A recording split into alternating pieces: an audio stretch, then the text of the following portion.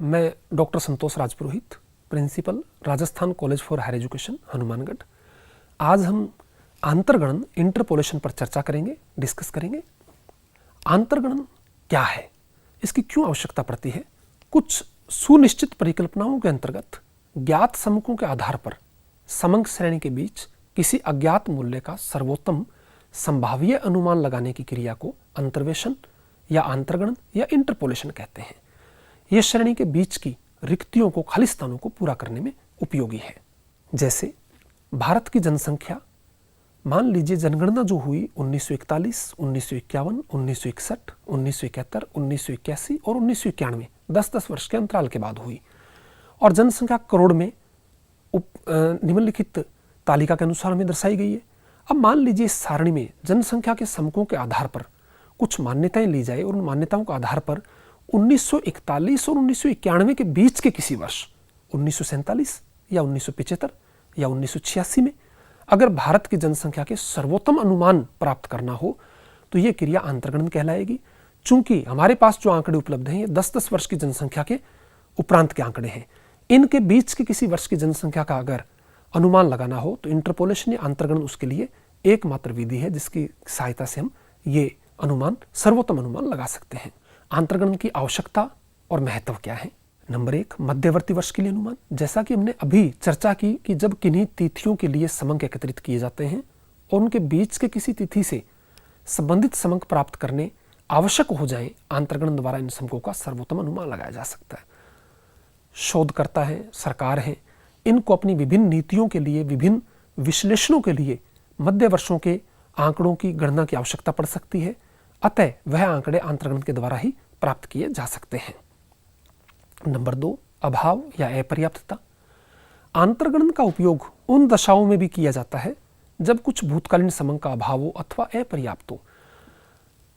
किन्हीं वर्षों के आंकड़े हमारे पास नहीं हैं या हैं लेकिन वो पर्याप्त नहीं है, तो ऐसी स्थिति के अंदर भी हमें आगे विश्लेषण करने के लिए, गणना करने के लिए उन आंकड़ों को आंतरगणन की सहायता से ज्ञात किया जा सकता है और उनके सर्वोत्तम अनुमान के आधार पर भविष्य के लिए उन आंकड़ों का प्रयोग हो सकता है। नंबर 3, समकों का खो जाना या नष्ट हो जाना। कुछ स्थितियों में आवश्यक समंक खो जाते हैं या नष्ट हो जाते हैं, तो ऐसे स्थिति के अंदर भी आंतरगणन के द्वारा उन रिक्त स्थानों की पूर्ति की जा सकती है, अर्थात उनसे मिलते जुलते सर्वोत्तम आंकड़े उन रिक्त स्थानों पर आंतरगणन के माध्यम से लाए जा सकते हैं।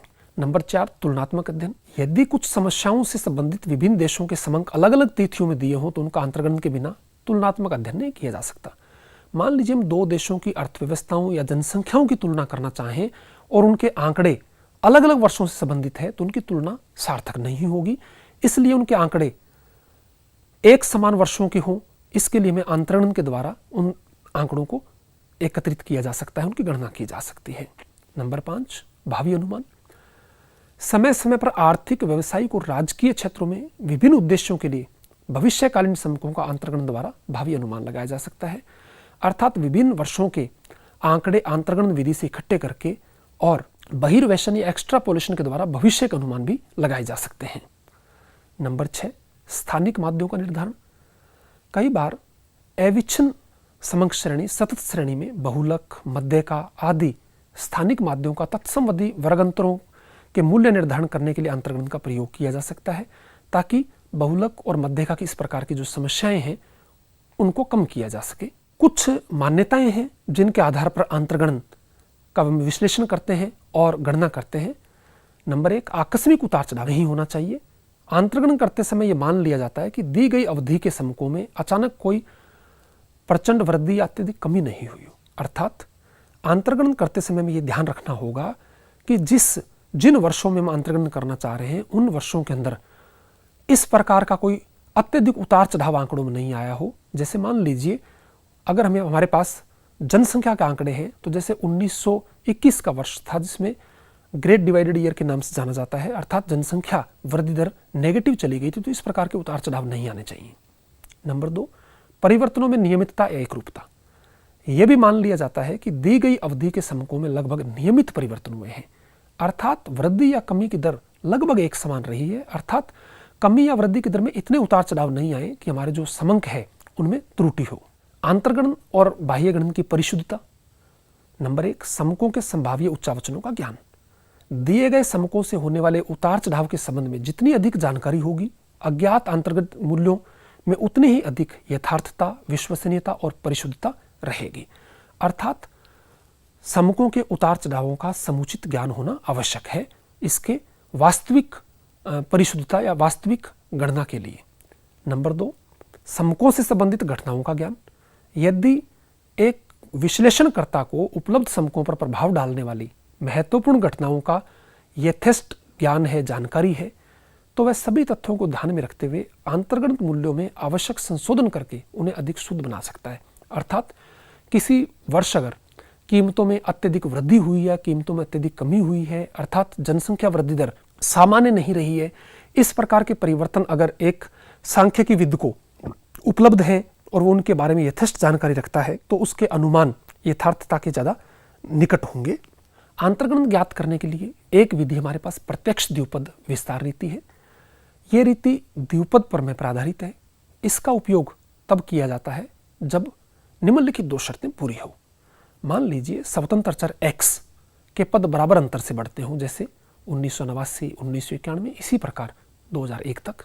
अब ये वर्ष बराबर अंतर से बढ़ रहे हैं। उसी प्रकार इन बराबर अंतर वाले पदों में से ही किसी x मूल्य के आश्रित पद y का मूल्य अनुमानित करना हो तो ये विधि काम में आती है। जैसे यदि 1961, 1971, 1981 और 1991 के ये समान अंतर है 10-10 के, इसी प्रकार भारत की जनसंख्या के आंकड़े 10-10 वर्षों के अंतराल से ज्ञात हों और उनकी सहायता से मैं 2001 के लिए जनसंख्या का बाह्य गणन करना हो या इनमें से ही किसी मध्य वर्ष के आंकड़े ज्ञात करने हो तो ये विधि काम में ली जा सकती है। जैसे एक उदाहरण के द्वारा हम इसे और अधिक स्पष्ट रूप से समझ सकते हैं कि निम्न श्रेणी में अज्ञात मूल्य अंतर्गणन करना है हमें 1995, 1996, 1997, 1998 स्वतंत्र चर समान अंतर से एक वर्ष के अंतराल से हमारे सम्मुख है और इनके जो मूल्य हैं उसमें 1996 का मूल्य हमें ज्ञात करना है जो कि समान अंतर में से है। तो उपरोक्त तालिका के अनुसार स्वतंत्र चरों को x0, x1, x2, x3 से इंगित करते हैं और आश्रित मूल्यों को y0, y1, y2, y3 से इंगित करते हैं। अब y1 यहाँ हमारे पास अज्ञात है, अतः ज्ञात पद 3 है। 3 ज्ञात पदों का समीकरण निम्नलिखित सूत्र के रूप में लिखकर और इसमें ज्ञात मूल्य y0, y2 और y3 का मान रखकर हम y1 जो ज्ञात है उसको ज्ञात कर सकते हैं। अब यहाँ ध्यान रखना यह था कि एक तो ये अंतर समान होना चाहिए 1995, 1996, 97, 98 और दूसरा जो नीचे ज्ञात मूल्य है, आश्रित ज्ञात मूल्य है 30, 80, 120, इनमें अत्यधिक उतार चढ़ाव नहीं होना चाहिए, अनियमितता नहीं होनी चाहिए। तो इस प्रकार आंतरिक मूल्य 1996 के लिए हम इस माध्यम से ज्ञात कर सकते हैं। दूसरी विधि हमारे पास न्यूटन की परगामी अंतर विधि है। न्यूटन की परगामी अंतर विधि द्विपद प्रमेय पर आधारित है। इस रीति का प्रयोग उस परिस्थिति में करना चाहिए जिसमें स्वतंत्र श्रेणी x के दिए हुए पदों के अंतर समान हो, परंतु जिस पद x के लिए आश्रित चर के पद का अंतर्गणन करना हो वह दिए हुए स्वतंत्र चर मूल्यों से सर्वदा भिन्न हो, अर्थात वह समान अंतर वाले मूल्यों में से ना हो। जैसे एक उदाहरण हमारे सम्मुख है, इसमें स्वतंत्र चर आयु जो वर्षों में हमारे पास है 15, 20, 25, 30, 35, 5-5 वर्ष का समान अंतराल है और जीवन प्रत्याशा हमें दी हुई है। लेकिन अब इस समान अंतर में से नहीं बल्कि इसके बीच में से मान लीजिए 22 वर्ष की आयु पर जीवन प्रत्याशा ज्ञात करनी है, तो इसमें हमारी पहली विधि द्विपद प्रमेय उपयुक्त रूप से काम नहीं आएगी, क्योंकि उस विधि का प्रयोग तभी उपयुक्त होता जब ये अंतर समान होते। अब अगर अंतर समान नहीं है तो विधि द्विपद प्रमेय की बजाय न्यूटन परगामी में अंतर विधि ज़्यादा उपयुक्त होगी। ऐसी स्थिति में हम आयु स्वतंत्र चर को लिया x0, x1, x2, x3, x4 से उसको इंगित किया और जीवन प्रत्याशा आश्रित चर y को लिया और y0, y1, y2, y3, y4 से इसको इंगित किया। अब इनके अंतर प्रथम अंतर, द्वितीय अंतर, तृतीय अंतर और चतुर्थ अंतर ज्ञात किए जाते हैं आश्रित चरों के जीवन की प्रत्याशा y के। y1 में से y0 को माइनस किया, y2 में से y1, y3 में से y2 और y4 में से y3 और इनके अंतर लिए ये प्रथम अंतर आया। अब इन प्रथम अंतरों के जो अंतर हैं, डिफरेंस है, इनको हमने द्वितीय अंतर के रूप में प्रकट किया और द्वितीय अंतर जो है इनके अंतरों को तृतीय अंतर के रूप में और तृतीय अंतरों को चतुर्थ अंतर में। इस प्रकार हम देखेंगे कि चतुर्थ अंतर में केवल एक ही अंतर हमारे सम्मुख है और इसका आगे अंतर ज्ञात करना संभव नहीं है। तो अब इन मूल्यों को हम सूत्र में प्रयुक्त करेंगे और उससे पहले हमें x का मूल्य ज्ञात करना होगा। x का मूल्य ज्ञात करने के लिए आंतरगणन वर्ष और उसमें से माइनस करेंगे मूल वर्ष को और निकटवर्ती वर्षों के अंतर से भाग देकर x का मूल्य ज्ञात किया गया। और निम्नलिखित सूत्र में इनके x प्रथम अंतर डेल्टा 10, द्वितीय अंतर delta 20, third difference delta 30, fourth difference delta 40 के मान इसमें रखे गए। और चूंकि बहुत ही गणना जो है महत्वपूर्ण है, अतः इसमें y के मानों में इनके चिन्हों को ध्यान रखते हुए हमने गणना की, तो हमारे पास इसका सर्वोत्तम मूल्य 27.8 आया। अर्थात 22 वर्ष की आयु वाले व्यक्ति के जीवित रहने की जो जीवन प्रत्याशा है वो 27.8 वर्ष है। इस प्रकार हम आंतरगणन से ये सर्वोत्तम मूल्य दोनों विधियों से ज्ञात किए जा सकते हैं और दोनों विधियां इसमें उपयुक्त होती है। निर्भर करता है कि हमारे पास जो अंतर्गणन करने वाला मूल्य है वो समान अंतर में से है या बीच के किसी वर्ष का ज्ञात करना है। सरकार अपनी जनसंख्या नीति, औद्योगिक नीति के निर्धारण में और विभिन्न वर्षों के आंतरिक मूल्यों को ज्ञात करते समय अंतर्गणन का सहारा लेती है। इसी प्रकार एक शोधकर्ता, चूंकि उसके पास जनसंख्या के जो आंकड़े हैं वो 10-10 वर्ष के अंतराल के होते हैं और बीच के किसी वर्ष में अगर उसको विश्लेषण करना हो तो अंतर्गणन के माध्यम से आंकड़े कैलकुलेट कर सकता है और उन आंकड़ों की सहायता से वो अपने शोध कार्य को गुणवत्तायुक्त पूर्ण कर सकता है। और सरकार अपनी आर्थिक नीतियों में, मध्य वर्षों की आर्थिक नीतियों में अंतर्गणन का सहारा लेकर उपयुक्त नीति निर्धारित कर सकती है। धन्यवाद।